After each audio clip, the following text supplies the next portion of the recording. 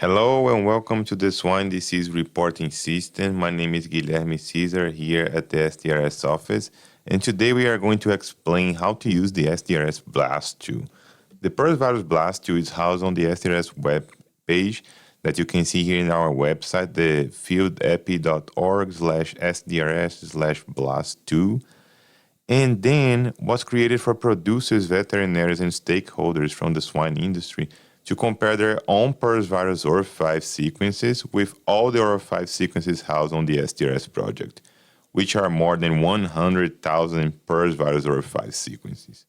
With this tool, you can figure out some important information about the epidemiological link of the sequences detected in the past with your own sequence. Therefore, let me show you how to use this tool now. So first, you're gonna go here and write the symbol greater than and give a name to your sequence. So let's use today like sequence test. And then after this, you're gonna go and copy and paste the result that you have for your VDL for your PRRS ORF5 sequence. That is these letters that you can see here, the sequence of letters that you're gonna have in the report of your VDL or whatever you submitted your sequence to have a result. And then after that, you're gonna come here on the right part of the blast tool and put the amount of results that you want to have as a match.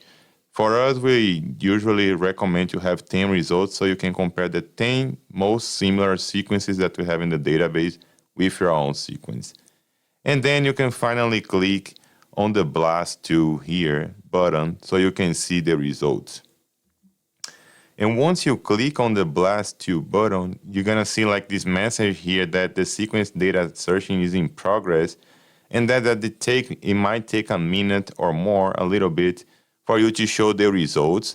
So please don't refresh the page and don't click in any other button here in the SDRS Blast tool, because soon you're gonna see the list of the 10 sequences that are more similar to yours that you just submitted.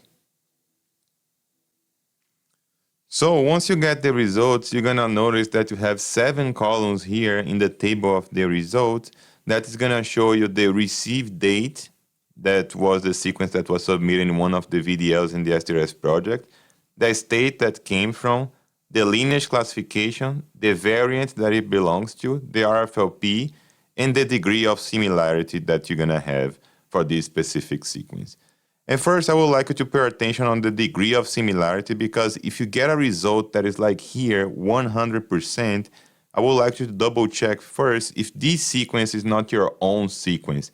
And for you to have an idea, it's really good to look at the degree of similarity and also the received date, so the date that you submitted this sequence in the VDL.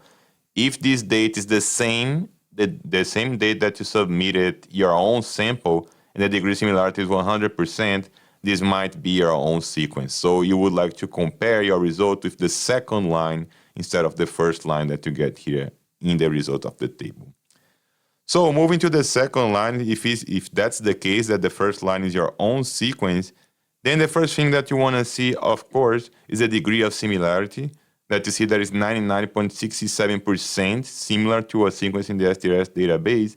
And then the two information that is nice to see first is like the state that came from, so you can see if it was the same state or not, and also the received date to see if this sequence is still circulating around within the same year. And you see that this example is showing that no, the sequence came from kind of Kansas, the most similar one, and the 100% similarity was in Iowa, if this is your own sequence. So in this case, it's showing that probably it moved from Kansas to Iowa to see the detection. And then the received date, you see that is a little bit older, so kind of almost 1 year before that the sequence most similar was seen in the database, compared with the one that's submitted that was in May of 2025. And then after that, after you see information, you can have the idea, like I said, if the virus was circulating before or not. So if you move down in the table, you can see that most of the similar sequence in the top 10 here, they were circulating almost all of them in 2024. But you can get some of them in the bottom here that were circulating in 2025. So it's good for you to have an idea that, okay, the sequence was in Kansas before, as I mentioned, But then in 2025 results, as you move to the table, you see that most of them were, actually all of them were in Iowa. So that's already an epidemiological information that you can add for your PRRS virus investigation in case you broke the farm with PRRS recently. And also, of course, you can move to the RFLP variant and lineage information. So if you don't have that in your VDL reports, for example, some of the laboratories, they don't report all of these columns information here for you, then with the SDRS Blast, you can have an idea which lineage your sequence belongs to. The variant as well, based on the new classification, the new variant classification that was developed by the University of Minnesota, and also the RFLP information that you can have, that in this case was 174. So that's how can you use this information of the BLAST2 to take a look on the similarity, of course, and see like where the sequence were circulating. And then the last information that I like to see when I plot the top 10 lineages is to look all the states that they were circulating. So you can see that before Iowa, that was in 2025, in 2024 we saw similar sequences circulating in Kansas, Nebraska, and also Colorado. So you can have an idea of where these same variant were circulating before and where you are seeing right now. I hope you guys have enjoyed this video on how to use the SDRS Blast2.